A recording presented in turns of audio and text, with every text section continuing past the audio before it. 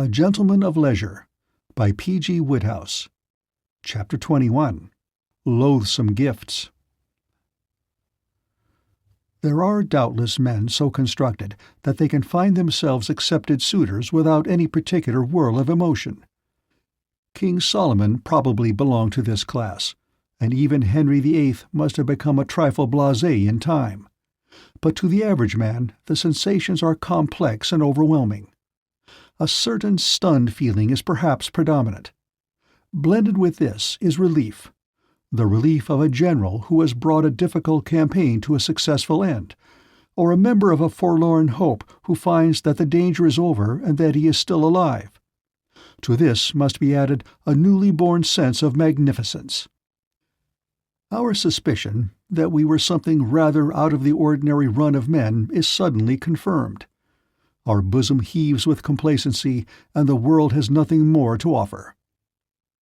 With some, there is an alloy of apprehension in the metal of their happiness, and the strain of an engagement sometimes brings with it even a faint shadow of regret. "She makes me buy things," one swain in the third quarter of his engagement was overheard to moan to a friend. "2 new ties only yesterday."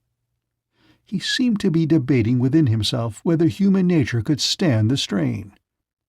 But whatever tragedies may cloud the end of the period, its beginning at least is bathed in sunshine. Jimmy, regarding his lathered face in the glass as he dressed for dinner that night, marveled at the excellence of this best of all possible worlds. No doubts disturbed him. That the relations between Mr. McEachern and himself offered a permanent bar to his prospects, he did not believe. For the moment he declined to consider the existence of the ex-constable at all. In a world that contained Molly, there was no room for other people. They were not in the picture. They did not exist.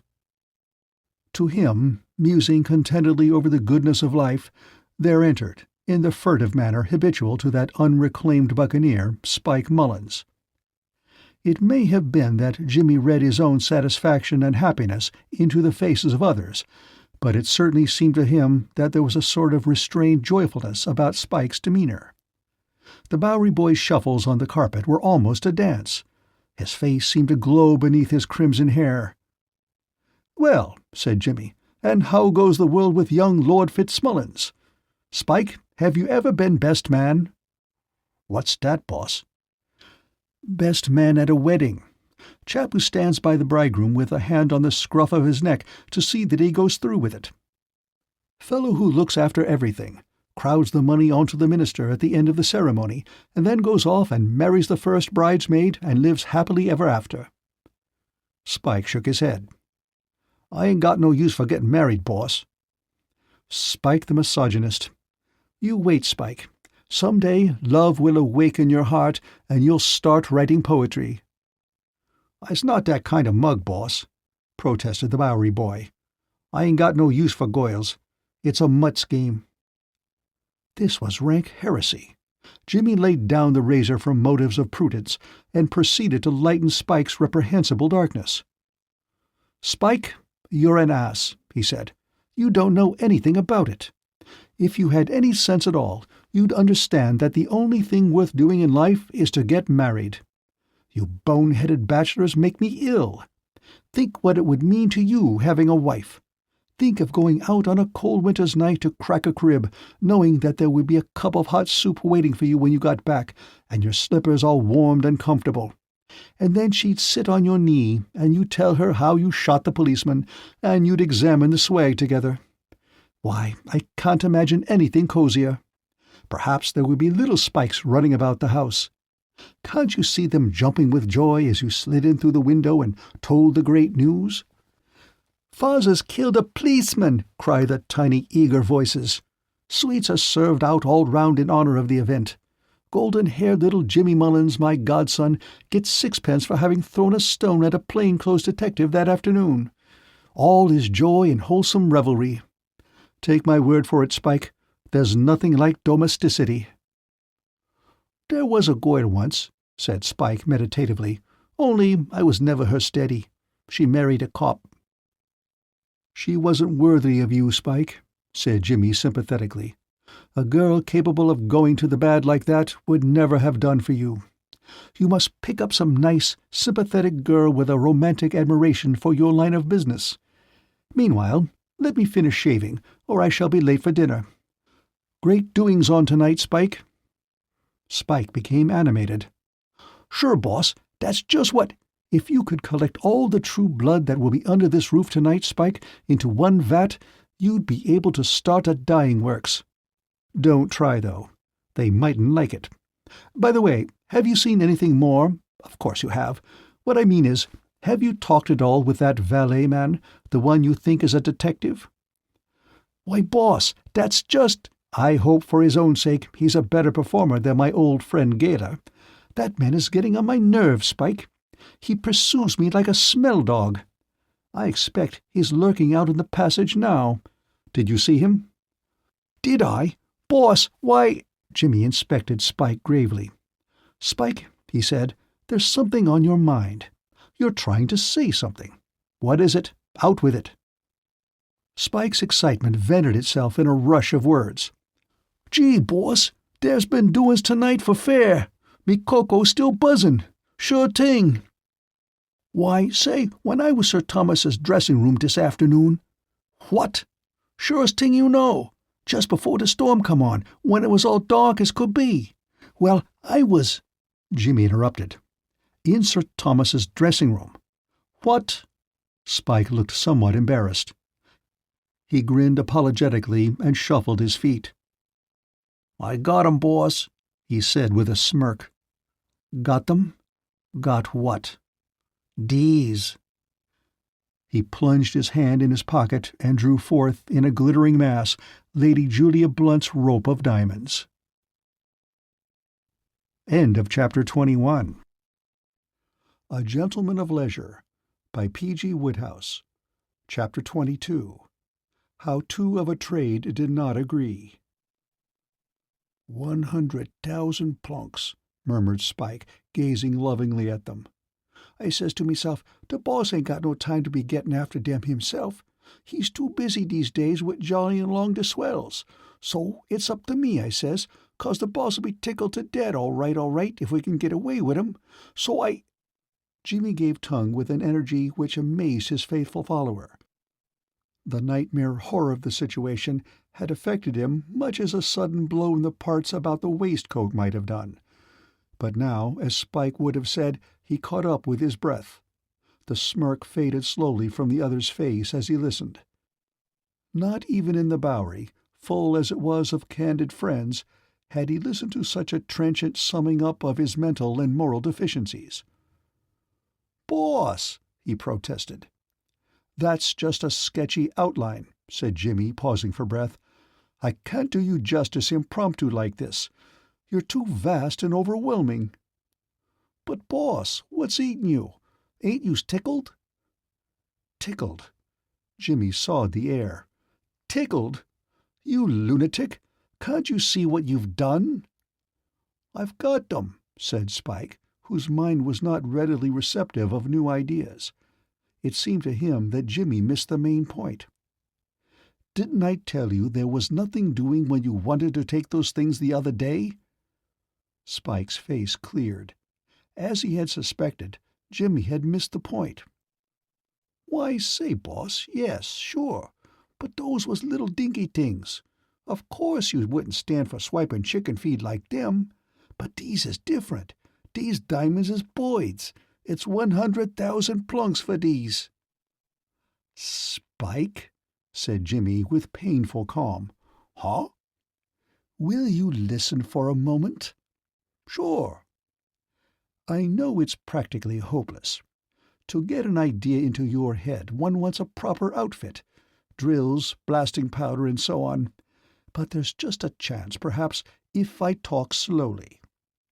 Has it occurred to you, Spike, my bonny blue-eyed Spike, that every other man, more or less, in this stately home of England is a detective who has probably received instructions to watch you like a lynx? Do you imagine that your blameless past is a sufficient safeguard? I suppose you think that these detectives will say to themselves, 'Now, whom shall we suspect?' We must leave out Spike Mullins, of course, because he naturally wouldn't dream of doing such a thing. It can't be dear old Spike who's got the stuff." "But, boss," interposed Spike brightly, "I ain't. That's right, I ain't got it. Youse has." Jimmy looked at him with reluctant admiration. After all, there was a breezy delirium about Spike's methods of thought which was rather stimulating when you got used to it. The worst of it was that it did not fit in with practical everyday life.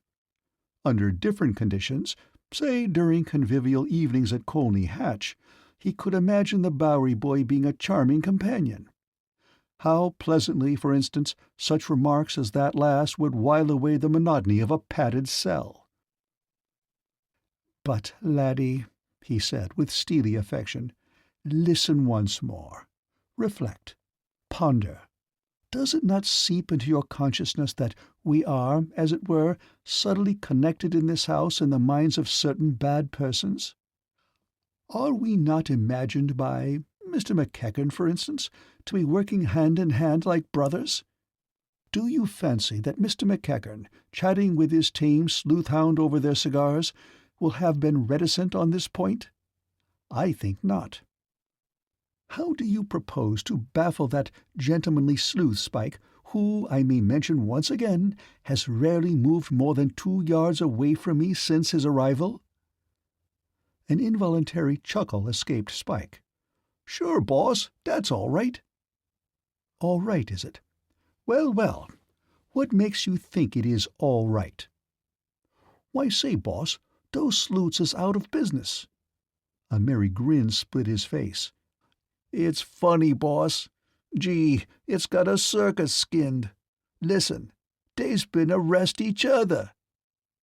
Jimmy moodily revised his former view. Even in Colney Hatch this sort of thing would be coldly received.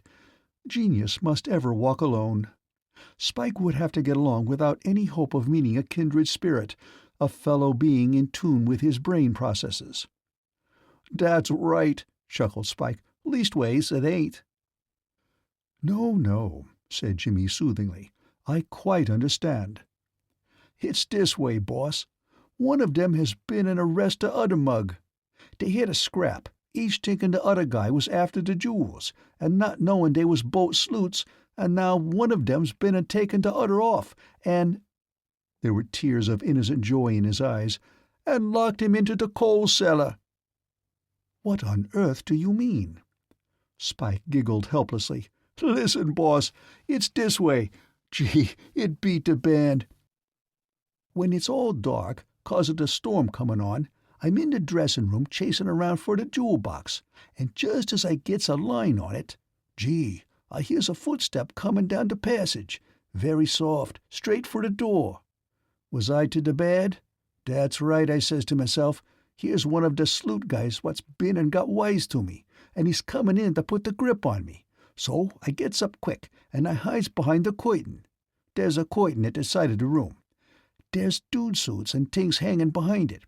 I chases myself in there, and stands waiting for the sleuth to come in, 'cause then, you see, I'm going to try and get busy before he can see who I am. It's pretty dark 'cause of the storm, and jolt him one on the point of the jaw, and then, while he's down and out, chase myself for the servants' hall." "Yes," said Jimmy. "Well, this guy, he gets to the door and opens it, and I'm just getting ready for one sudden burst of speed when there jumps out from the room on the other side of the passage, you know, the room, another guy, and gets the rapid stranglehold on the first mug. Say, wouldn't that make yous glad you hadn't gone to the circus? Honest, it was better than Coney Island." "Go on. What happened then?" "They falls to scrapping good and hard. They couldn't see me, and I couldn't see them, but I could hear them bumping about and slugging each other to beat the band. And by, one of the mugs puts the other mug to the bed, so that he goes down and takes the count. And then I hears a click, and I know what that is. It's one of the gazebos has put the irons on the other gazebo." "Call them A and B," suggested Jimmy. "Then I hears him, the first mug, strike a light, 'cause it's dark in there 'cause of the storm, and then he says, 'Get yous, have I?' he says. I've had my eye on you, thinking yous was up to something of this kind. I've been watching yous." I knew the voice. It's that mug what calls himself Sir Thomas's Valley. And the other— Jimmy burst into a roar of laughter. "Don't, Spike. This is more than man was meant to stand. Do you mean to tell me that it is my bright, brainy, persevering friend Gaylor who has been handcuffed and locked in the coal cellar?" "Sure, that's right," he says. "It's a judgment," said Jimmy delightedly. "That's what it is. No man has a right to be such a consummate ass as Gaylor. It isn't decent." There had been moments when McEachern's faithful employee had filled Jimmy with an odd sort of fury, a kind of hurt pride, almost to the extent of making him wish he really could have been the desperado McEachern fancied him. Never in his life before had he sat still under a challenge, and this espionage had been one. Behind the clumsy watcher he had seen always the self-satisfied figure of McEachern. If there had been anything subtle about the man from Dodson's, he could have forgiven him, but there was not. Years of practice had left Spike with a sort of sixth sense as regarded representatives of the law. He could pierce the most cunning disguise. But in the case of Gaylor, even Jimmy could detect the detective. "Go on," he said. Spike proceeded. "Well, the other mug, the one down and out on the floor with the irons on— Gaylor, in fact," said Jimmy. "Handsome, dashing Gaylor." "Sure. Well, he's too busy catching up with his breath to shoot it back swift, but after he's been doing the deep-breathing stunt for a while, he says, 'You mutt,' he says, 'use this to the bad. You're made a break, you have. That's right, surest thing you know.' He puts it different, but that's what he means. 'I'm a sleuth,' he says. 'Take these things off,' meaning the irons. Does the other mug, the Valley Gazebo, give him the glad eye? Not so's you could notice it. He gives him the merry ha-ha. He says that that's the worst tale that's ever been handed to him. 'Tell it to Sweeney,' he says. 'I knows yous. You worms yourself into the house as a guest, then yous is really after the loidy's jewels.' At these cruel words the other mug, Gaylor, gets hot under the collar. 'I'm sure enough, sleuth,' he says. 'I blows into this house at the special request of Mr. McEachern, the American gent.' The other mug hands him the lemon again. 'Tell it to the King of Denmark,' he says. 'This cop's the limit. Yous has enough gall for 10 strong men,' he says. 'Show me to Mr. McEachern,' says Gaylor. 'He'll— crouch, is that it?" "Vouch," suggested Jimmy, "meaning give the glad hand to?" "That's right, vouch. I wonder what he meant at the time. 'He'll vouch for me,' he says. That puts him all right, he thinks. But no, he's still in Dutch, 'cause the Valley mug says, 'Nix on dat. I ain't going to chase around the house with yous looking for Mr. McEachern. It's yous for the coal cellar, me man, and we'll see what yous has to say when I makes me report to Sir Thomas.' 'Well, that's to the good,' says Gaylor. 'Tell Sir Thomas. I'll explain to him.' 'Not me,' says the Valley. 'Sir Thomas has a hard evening's work before him, jollying along the swells what's coming to see this storage piece they're acting. I ain't going to worry him till he's good and ready. To the coal cellar for yours. Go on,' and off they goes, and I gets busy again, swipes the jewels, and chases meself here." "Have you ever heard of poetic justice, Spike?" he asked. "This is it. But in this hour of mirth and goodwill, we must not forget—" Spike interrupted. Beaming with honest pleasure at the enthusiastic reception of his narrative, he proceeded to point out the morals that were to be deduced therefrom. "So, yous see, boss," he said, "it's all to the merry. When they rubbers for the jewels and finds them gone, they'll think this Gator guy swiped 'em. They won't think of us." Jimmy looked at him gravely. "Of course," said he. "What a reasoner you are, Spike. Gator was just opening the door from the outside, by your account, when the valet man sprang at him. Naturally, they'll think that he took the jewels, especially as they won't find them on him. A man who can open a locked safe through a closed door is just the sort of fellow who would be able to get rid of the swag neatly while rolling about the floor with a valet. His not having the jewels will make the case all the blacker against him. And what will make them still more certain that he is the thief is that he really is a detective. Spike, you ought to be in some sort of a home, you know." The Bowery boy looked disturbed. "I didn't think of that, boss," he admitted. "Of course not. One can't think of everything. Now, if you will just hand me those diamonds, I will put them back where they belong." "Put them back, boss?" "What else would you propose? I'd get you to do it, only I don't think putting things back is much in your line." Spike handed over the jewels. The boss was the boss, and what he said went. But his demeanor was tragic, telling eloquently of hopes blighted. Jimmy took the necklace with something of a thrill. He was a connoisseur of jewels, and a fine gem affected him much as a fine picture affects the artistic. He ran the diamonds through his fingers, then scrutinized them again, more closely this time. Spike watched him with a slight return of hope. It seemed to him that the boss was wavering. Perhaps, now that he had actually handled the jewels, he would find it impossible to give them up. To Spike, a diamond necklace of cunning workmanship was merely the equivalent of so many plunks, but he knew that there were men, otherwise sane, who valued a jewel for its own sake. "It's a boid of a necklace, boss," he murmured encouragingly. "It is," said Jimmy. "In its way, I've never seen anything much better. Sir Thomas will be glad to have it back." "Then you're going to put it back, boss?" "I am," said Jimmy. "I'll do it just before the theatricals. There should be a chance then. There's one good thing. This afternoon's affair will have cleared the air of sleuth-hounds a little." End of Chapter 22.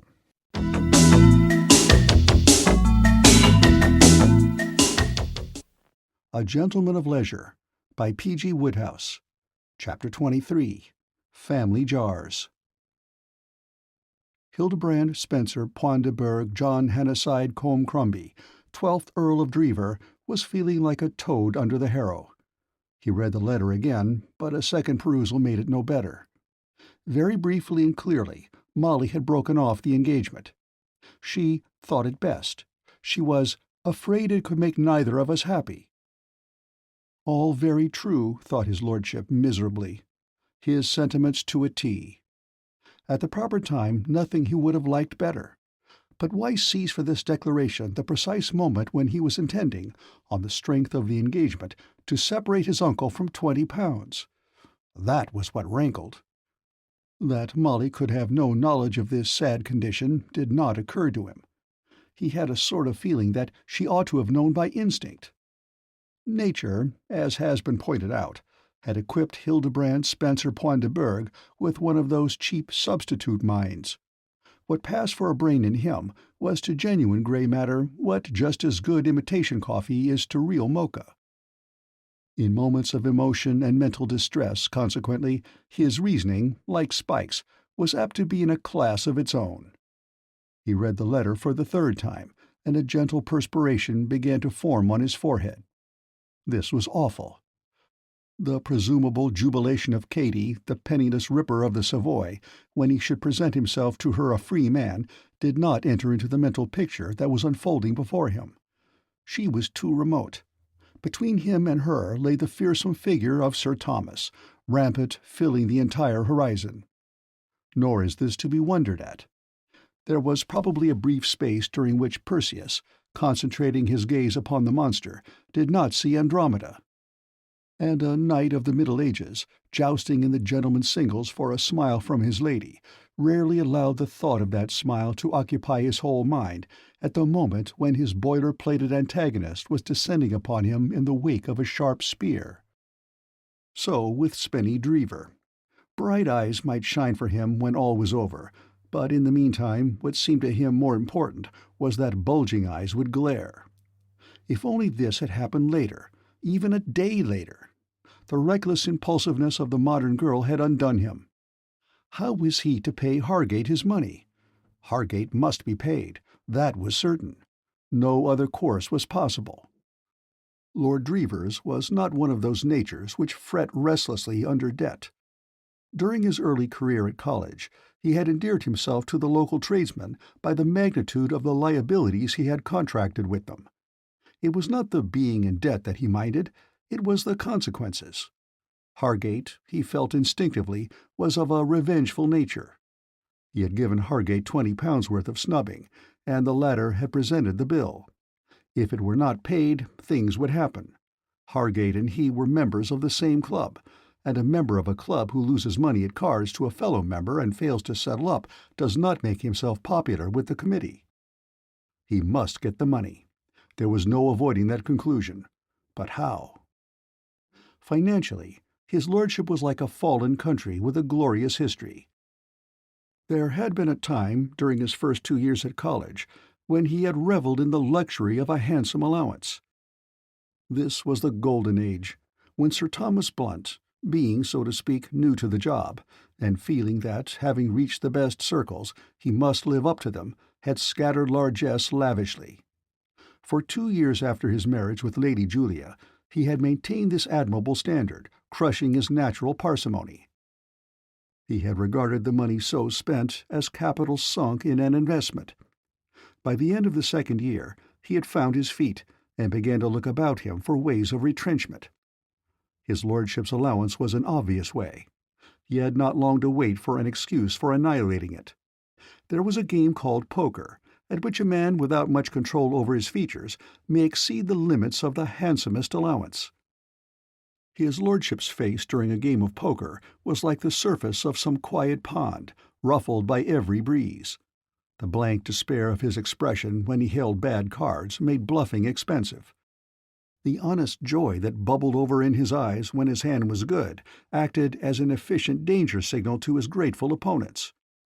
2 weeks of poker had led to his writing to his uncle a distressed but confident request for more funds, and the avuncular foot had come down with a joyous bang. Taking his stand on the evils of gambling, Sir Thomas had changed the conditions of the money market for his nephew with a thoroughness that effectually prevented the possibility of his being again led astray by the fascinations of poker. The allowance vanished absolutely, and in its place there came into being an arrangement. By this, his lordship was to have whatever money he wished for, but he must ask for it, and state why it was needed. If the request were reasonable, the cash would be forthcoming. If preposterous, it would not. The flaw in the scheme, from his lordship's point of view, was the difference of opinion which can exist in the minds of two men as to what the words reasonable and preposterous may be taken to mean. £20, for instance, would, in the lexicon of Sir Thomas Blunt, be perfectly reasonable for the current expenses of a man engaged to Molly McEachern, but preposterous for one to whom she had declined to remain engaged. It is the subtle shades of meaning which make the English language so full of pitfalls for the foreigner. So engrossed was his lordship in his meditations that it was not till a voice spoke at his elbow that he was aware that Sir Thomas himself was standing by his side. "Well, Spenny, my boy," said the knight, "time to dress for dinner, I think. Eh? Eh?" He was plainly in high good humour. The thought of the distinguished company he was to entertain that night had changed him temporarily, as with some wave of a fairy wand, into a thing of joviality and benevolence. One could almost hear the milk of human kindness gurgling and splashing within him. The irony of fate. Tonight, such was his mood, a dutiful nephew could have come and felt his pockets and helped himself, if circumstances had been different. Oh, woman, woman, how you bar us from paradise! His lordship gurgled a wordless reply, thrusting the fateful letter hastily into his pocket. He would break the news anon. Soon. Not yet. Later on. In fact, anon. "Up on your part, my boy?" continued Sir Thomas. "You mustn't spoil the play by forgetting your lines. That wouldn't do." His eye was caught by the envelope which Spenny had dropped. A momentary relapse from the jovial and benevolent was the result. His fussy little soul abhorred small untidiness's. "Dear me," he said, stooping, "I wish people would not drop paper about the house. I cannot endure a litter." He spoke as if somebody had been playing hare and hounds and scattering the scent on the stairs. This sort of thing sometimes made him regret the old days. In Blunt's stores, Rule 67 imposed a fine of half-a-crown on employees convicted of paper dropping. began his lordship. Why, Sir Thomas straightened himself. It's addressed to you. I was just going to pick it up. There was a note in it. Sir Thomas Blunt gazed at the envelope again. Joviality and benevolence resumed their thrones. And the feminine handwriting, he chuckled. He eyed the limp peer almost roguishly. I see, he said. Very charming. Quite delightful. Girls must have their little romance. I suppose you two young people are exchanging love letters all day? Delightful, quite delightful. Don't look as if you were ashamed of it, my boy. I like it. I think it's charming. Undoubtedly, this was the opening. Beyond a question, his lordship should have said at this point, "Uncle, I cannot tell a lie. I cannot even allow myself to see you laboring under a delusion which a word from me can remove. The contents of this note are not what you suppose. They run as follows." What he did say was, "Uncle, can you let me have £20? Those were his amazing words. They slipped out. He could not stop them. Sir Thomas was taken aback for an instant, but not seriously.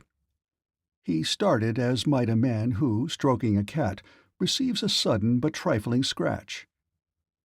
£20, eh?" he said reflectively.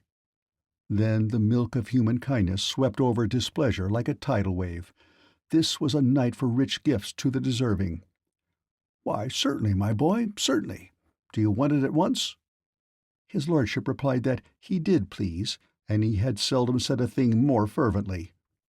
Well, we'll see what we can do. Come with me." He led the way to his dressing-room. Like nearly all the rooms at the castle, it was large. One wall was completely hidden by the curtain behind which Spike had taken refuge that afternoon. Sir Thomas went to the dressing-table and unlocked a small drawer. 20, you said?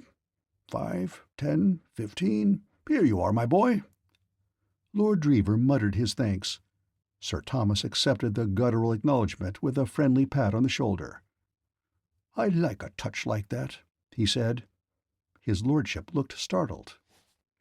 "I wouldn't have touched you," he began, "if it hadn't been—" "A little touch like that letter-writing," Sir Thomas went on. "It shows a warm heart.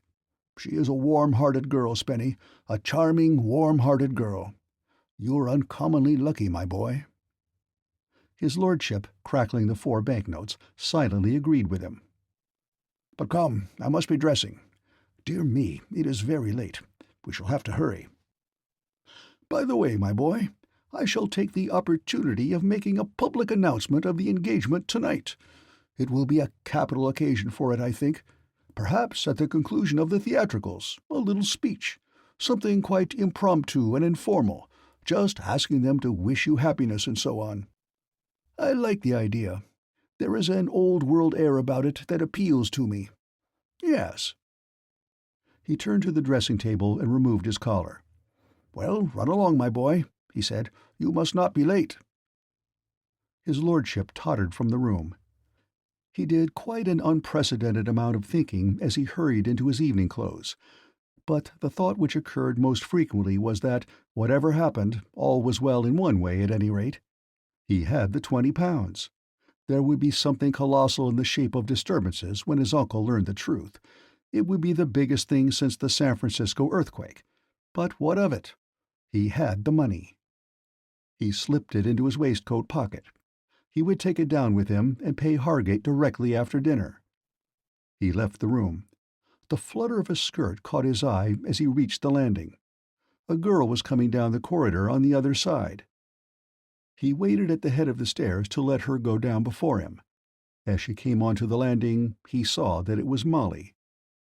For a moment there was an awkward pause. I got your note," said his lordship. She looked at him and then burst out laughing. "You know you don't mind the least little bit," she said. "Not a scrap. Now do you?" Well, you see— Don't make excuses, do you? Well, it's like this. You see, I— He caught her eye. Next moment they were laughing together. No, but look here, you know, said his lordship. What I mean is, it isn't that I don't— I mean, look here, there's no reason why we shouldn't be the best of pals. Why, of course there isn't. No, really, I say. That's ripping. Shake hands on it. They clasped hands, and it was in this affecting attitude that Sir Thomas Blunt, bustling downstairs, discovered them. "Aha!" he cried archly. "Well, well, well. But don't mind me, don't mind me." Molly flushed uncomfortably, partly because she disliked Sir Thomas even when he was not arch, and hated him when he was, partly because she felt foolish, and principally because she was bewildered. She had not looked forward to meeting Sir Thomas that night. It was always unpleasant meeting him, but it would be more unpleasant than usual after she had upset the scheme for which he had worked so earnestly. She had wondered whether he would be cold and distant or voluble and heated. In her pessimistic moments she had anticipated a long and painful scene. That he should be behaving like this was not very much short of a miracle. She could not understand it. A glance at Lord Drever enlightened her. That miserable creature was wearing the air of a timid child about to pull a large cracker. He seemed to be bracing himself up for an explosion. She pitied him sincerely. So, he had not told his uncle the news yet. Of course, he had scarcely had time. Saunders must have given him the note as he was going up to dress. However, there was no use in prolonging the agony. Sir Thomas must be told sooner or later. She was glad of the chance to tell him herself. She would be able to explain that it was all her doing. "I'm afraid there's a mistake," she said. "Eh?" said Sir Thomas. "I've been thinking it over, and I came to the conclusion that we weren't— well, I broke off the engagement." Sir Thomas's always prominent eyes protruded still farther. The color of his florid face deepened. Suddenly he chuckled. Molly looked at him amazed. Sir Thomas was indeed behaving unexpectedly tonight. "I see it," he wheezed. "You're having a joke with me. So this is what you were hatching as I came downstairs. Don't tell me. If you had really thrown him over, you wouldn't have been laughing together like that. It's no good, my dear. I might have been taken in if I had not seen you, but I did." "No, no," cried Molly. "You're wrong. You're quite wrong. When you saw us, we were just agreeing that we should be very good friends, that was all. I broke off the engagement before that. She was aware that his lordship had admitted a hollow croak, but she took it as his method of endorsing her statement, not as a warning. "I wrote Lord Drever a note this evening," she went on, "telling him that I couldn't possibly—" She broke off in alarm. With the beginning of her last speech, Sir Thomas had begun to swell, until now he looked as if he were in imminent danger of bursting. His face was purple. To Molly's lively imagination his eyes appeared to move slowly out of his head like a snail's. From the back of his throat came strange noises. So, he stammered. He gulped and tried again. "So this," he said, "so that was what was in that letter, eh?" Lord Drever smiled weakly. "Eh?" yelled Sir Thomas. Yes," he said. Yes, that was it, don't you know." Sir Thomas eyed him with a baleful stare. Molly looked from one to the other in bewilderment. There was a pause, during which Sir Thomas seemed partially to recover command of himself. Doubts as to the propriety of a family row in mid-stairs appeared to occur to him. He moved forward. "Come with me," he said, with awful curtness. His lordship followed bonelessly. Molly watched them go, and wondered more than ever. There was something behind this. It was not merely the breaking off of the engagement that had roused Sir Thomas. He was not just a man, but he was just enough to be able to see that the blame was not Lord Drever's. There had been something more, She was puzzled. In the hall, Saunders was standing, weapon in hand, about to beat the gong. "Not yet," snapped Sir Thomas. "Wait." Dinner had been ordered especially early that night because of the theatricals. The necessity for strict punctuality had been straitly enjoined upon Saunders. At some inconvenience he had ensured strict punctuality. And now— But we all have our cross to bear in this world. Saunders bowed with dignified resignation. Sir Thomas led the way into his study.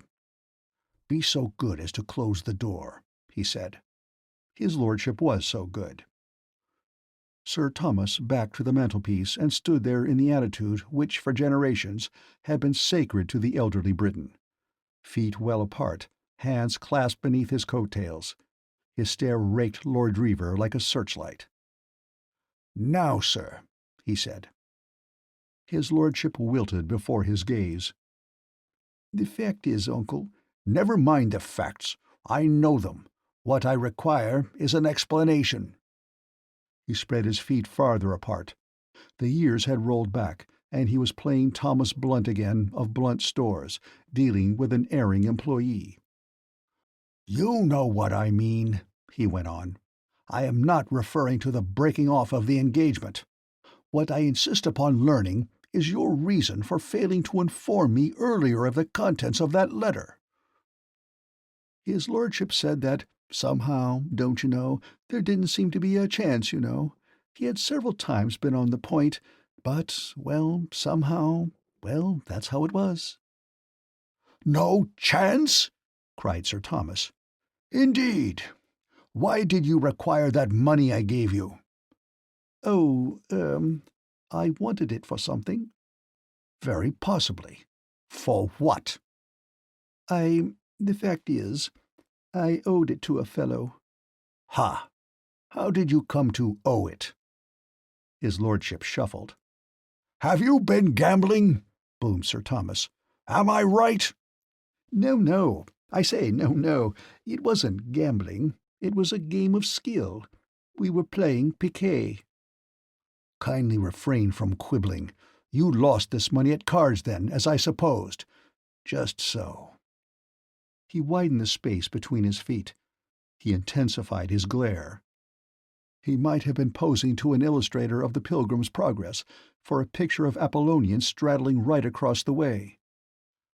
"So," he said, "you deliberately concealed from me the contents of that letter, in order that you might extract money from me under false pretenses?" "Don't speak!" His lordship had gurgled. "You did. Your behavior was that of a— There was a very fair selection of evildoers in all branches of business from which to choose. He gave the preference to the race-track. "Of a common Welsher," he concluded. "But I won't put up with it. No, not for an instant. I insist upon you returning that money to me here and now. And if you have not got it with you, go and fetch it." His lordship's face betrayed the deepest consternation. He had been prepared for much, but not for this. That he would have to undergo what, in his schooldays, he would have called a jaw was inevitable, and he had been ready to go through with it. It might hurt his feelings, possibly, but it would leave his purse intact. A ghastly development of this kind he had not foreseen. "But I say, uncle," he bleated. Sir Thomas silenced him with a grand gesture. Ruefully, his lordship produced his little awl. Sir Thomas took it with a snort and went to the door. Saunders was still brooding statuesquely over the gong. "Sound it," said Sir Thomas. Saunders obeyed him with the air of an unleashed hound. "And now," said Sir Thomas, "go to my dressing-room and place these notes in the small drawer of the table." The butler's calm, expressionless, yet withal observant eye took in at a glance the signs of trouble. Neither the inflated air of Sir Thomas nor the punctured balloon bearing of Lord Drever escaped him. "Something up," he said to his immortal soul as he moved upstairs. "Been a rare old row, seems to me." He reserved his more polished periods for use in public. In conversation with his immortal soul, he was wont to unbend somewhat. End of Chapter 23.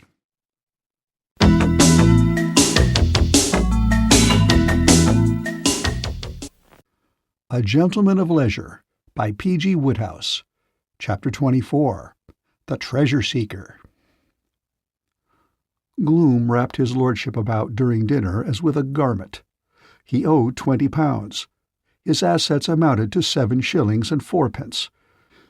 He thought and thought again. Quite an intellectual pallor began to appear on his normally pink cheeks.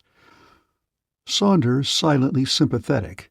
He hated Sir Thomas as an interloper, and entertained for his lordship, under whose father also he had served, a sort of paternal fondness, was ever at his elbow with the magic bottle, and to Spenny, emptying and re-emptying his glass almost mechanically, Wine the healer brought an idea.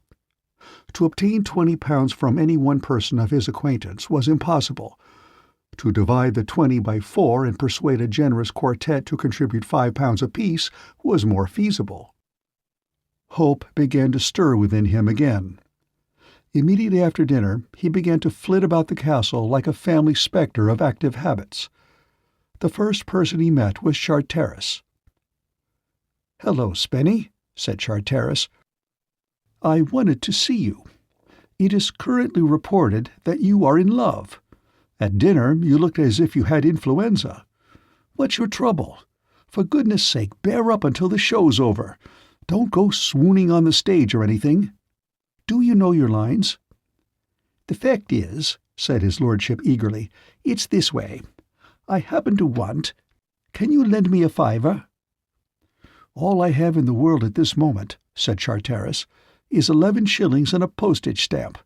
If the stamp would be of any use to you as a start— No? You know, it's from small beginnings like that great fortunes are amassed. However—" 2 minutes later Lord Drever had resumed his hunt. The path of the borrower is a thorny one, especially if, as in the case of Spenny, his reputation as a payer back is not of the best. Spenny, in his time, had extracted small loans from most of his male acquaintances, rarely repaying the same. He had a tendency to forget that he had borrowed £0.50 here to pay a cab fare and 10 shillings there to settle up for a dinner. And his memory was not much more retentive of larger sums. This made his friends somewhat wary. The consequence was that the great treasure hunt was a failure from start to finish. He got friendly smiles, he got honeyed apologies, he got earnest assurances of goodwill, but he got no money, except from Jimmy Pitt. He had approached Jimmy in the early stages of the hunt, and Jimmy, being in the mood when he would have lent anything to anybody, yielded the required £5 without a murmur. But what was £5? The garment of gloom and the intellectual pallor were once more prominent when his lordship repaired to his room to don the loud tweeds, which, as Lord Herbert, he was to wear in the first act. There was a good deal to be said against stealing, as a habit, but it cannot be denied that, in certain circumstances, it offers an admirable solution of a financial difficulty, and if the penalties were not so exceedingly unpleasant, it is probable that it would become far more fashionable than it is. His lordship's mind did not turn immediately to this outlet from his embarrassment. He had never stolen before, and it did not occur to him directly to do so now. There is a conservative strain in all of us.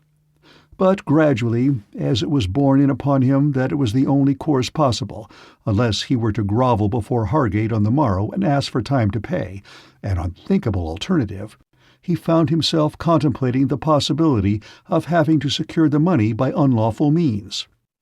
By the time he had finished his theatrical toilet, he had definitely decided that this was the only thing to be done. His plan was simple.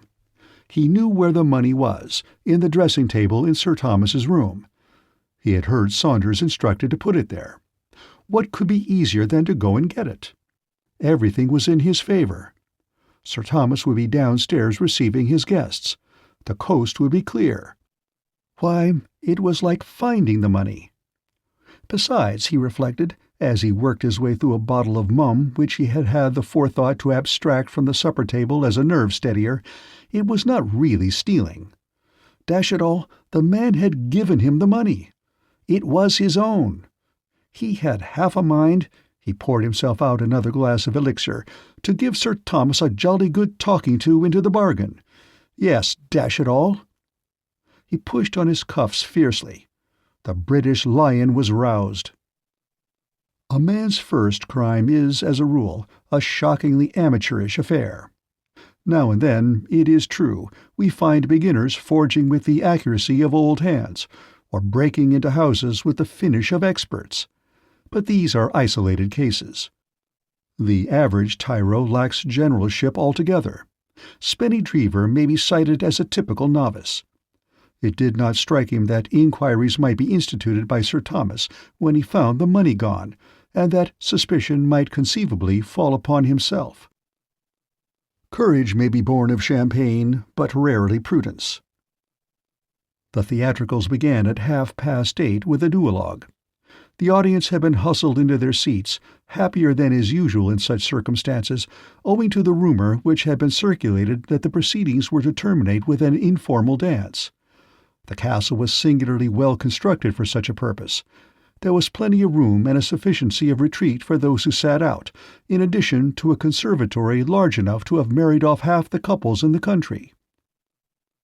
Spenny's idea had been to establish an alibi by mingling with the throng for a few minutes, and then to get through his burglarious specialty during the duologue, when his absence would not be noticed. It might be that if he disappeared later in the evening, people would wonder what had become of him. He lurked about till the last of the audience had taken their seats. As he was moving off through the hall, a hand fell upon his shoulder. Conscience makes cowards of us all. Spenny bit his tongue and leaped 3 inches into the air. "Hello, Charteris," he said gaspingly. Charteris appeared to be in a somewhat overwrought condition.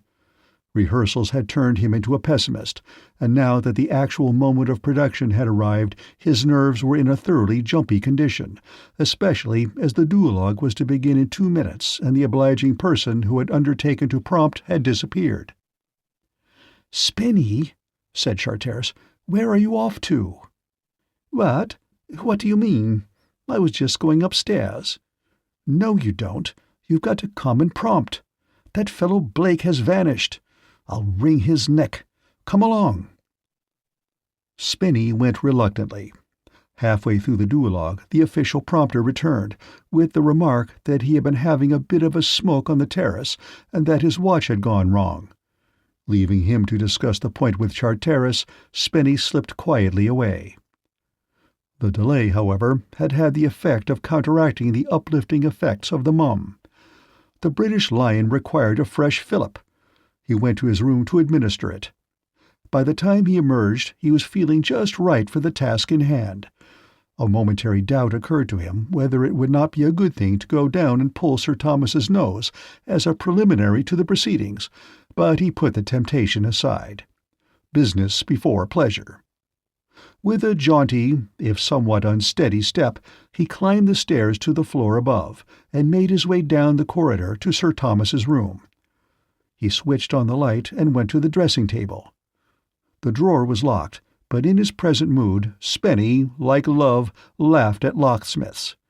He grasped the handle and threw his weight into a sudden tug. The drawer came out with a report like a pistol-shot. "There," said his lordship, wagging his head severely. In the drawer lay the 4 banknotes. The sight of them brought back his grievances with a rush. He would teach Sir Thomas to treat him like a kid. He would show him. He was removing the notes, frowning fiercely the while he heard a cry of surprise from behind him. He turned to see Molly. She wore the costume of a stage milkmaid, and her eyes were round with wonder. Leaving her room a few moments earlier, after dressing for her part, she had almost reached the end of the corridor that led to the landing when she observed his lordship, flashed of face and moving like a restive charger, come curveting out of his bedroom in a dazzling suit of tweeds and make his way upstairs. Ever since their mutual encounter with Sir Thomas before dinner, she had been hoping for a chance of seeing him alone. She had not failed to notice his depression during the meal, and her good little heart had been troubled by the thought that she must have been responsible for it. She knew that for some reason what she had said about the letter had brought his lordship into his uncle's bad books, and she wanted to find him and say she was sorry. Accordingly, she followed him. His lordship, still in the war-horse vein, had made the pace upstairs too hot, and had disappeared while she was still halfway up. She had arrived at the top just in time to see him turn down the passage into Sir Thomas's dressing-room. She could not think what his object might be. She knew that Sir Thomas was downstairs, so it could not be with the idea of a chat with him that Spenny was seeking the dressing-room. Faint yet pursuing, she followed on his trail, and arrived at the doorway just as the pistol report of the burst lock rang out. She stood looking at him blankly. He was holding a drawer in one hand. Why, she could not imagine. "Lord Drever!" she exclaimed. The sombre determination of his lordship's face melted into a twisted but kindly smile. "Good," he said, perhaps a trifle thickly. "Good. Glad you've come. We're pals. You said so. On stairs. For dinner. Very glad you've come. Won't you sit down?" He waved the drawer benevolently by way of making her free of the room. The movement disturbed one of the banknotes, which fluttered in Molly's direction and fell at her feet. She stooped and picked it up. When she saw what it was, her bewilderment increased. But, she said. His lordship beamed upon her with a pebble-beached smile of indescribable goodwill. "Sit down," he urged. "We're pals. No quarrel with you. Your good friend. Quarrel, Uncle Thomas." "But, Lord Drever, what are you doing? What was that noise I heard?" "Opening drawer," said his lordship affably. "But—" She looked again at what she had in her hand. "But this is a £5 note." "£5 note," said his lordship. "Quite right. 3 more of them in here." Still she could not understand. "But were you stealing them?" His lordship drew himself up. "No," he said. "No, not stealing, no." "Then—" "Like this. Before dinner, old boy friendly as you please. Couldn't do enough for me. Touched him for 20 of the best and got away with it. So far, all well. Then met you on stairs. You let cat out of bag." "But why? Surely—" His lordship gave the drawer a dignified wave. "Not blaming you," he said magnanimously. "Not your fault. Misfortune. You didn't know about letter." "About the letter?" said Molly. "Yes. What was the trouble about the letter? I knew something was wrong directly I had said that I wrote it." "Trouble was," said his lordship, "that old boy thought it was love letter. Didn't undeceive him." "You didn't tell him? Why?" His lordship raised his eyebrows. "Wanted touch him 20 of the best," he explained simply. For the life of her, Molly could not help laughing. "Don't laugh," protested his lordship, wounded. "No joke. Serious. Honour at stake." He removed the 3 notes and replaced the drawer. "Honour of the Drevers," he added, pocketing the money. "But, Lord Drever," she cried, "you can't. You mustn't. You can't be going really to take that money. It's stealing. It isn't yours." His lordship wagged a forefinger very solemnly at her. "That," he said, "is where you make error. Mine. Old boy gave them to me." "Gave them to you? Then why did you break open the drawer?" "Old boy took them back again when he found out about letter." "Then they don't belong to you?" "Yes. Error. They do. Moral right." Molly wrinkled her forehead in her agitation. Men of Lord Drever's type appeal to the motherly instinct of women. As a man, his lordship was a negligible quantity. He did not count. But as a wilful child, to be kept out of trouble, he had a claim on Molly. She spoke soothingly. "But "Lord Drever," she began. "Call me Spinny," he urged. "We're pals. You said so, on stairs. Everybody calls me Spinny, even Uncle Thomas. I'm going to pull his nose." He broke off suddenly, as one recollecting a forgotten appointment. "Spenny, then," said Molly. "You mustn't, Spenny. You mustn't really. You look ripping in that dress," he said irrelevantly. "Thank you, Spenny dear, but listen." She spoke as if she were humoring a rebellious infant. "You really mustn't take that money. You must put it back. See, I'm putting this note back. Give me the others, and I'll put them in the drawer, too. Then we'll shut the drawer, and nobody will know." She took the notes from him and replaced them in the drawer. He watched her thoughtfully, as if he were pondering the merits of her arguments. "No," he said suddenly. "No, must have them. Moral right." "Old boy—" She pushed him gently away. "Yes, yes, I know," she said. "I know it's a shame that you can't have them, but you mustn't take them. Don't you see that he would suspect you the moment he found they were gone? And then you'd get into trouble." "Something in that," admitted his lordship. "Of course there is, Spenny dear. I'm so glad you see. There they all are, safe again in the drawer. Now we can go downstairs again, and—" She stopped. She had closed the door earlier in the proceedings, but her quick ear caught the sound of a footstep in the passage outside.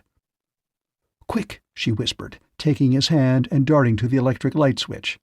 "Somebody's coming. We mustn't be caught here. They'd see the broken drawer and you get into an awful trouble. Quick!" She pushed him behind the curtain where the clothes hung and switched off the light.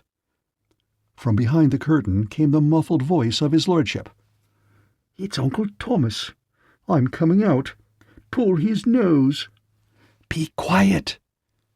She sprang to the curtain and slipped noiselessly behind it. "But, I say—" began his lordship. "Hush!" She gripped his arm. He subsided. The footsteps had halted outside the door. Then the handle turned softly. The door opened and closed again with hardly a sound. The footsteps passed on into the room. End of chapter 24.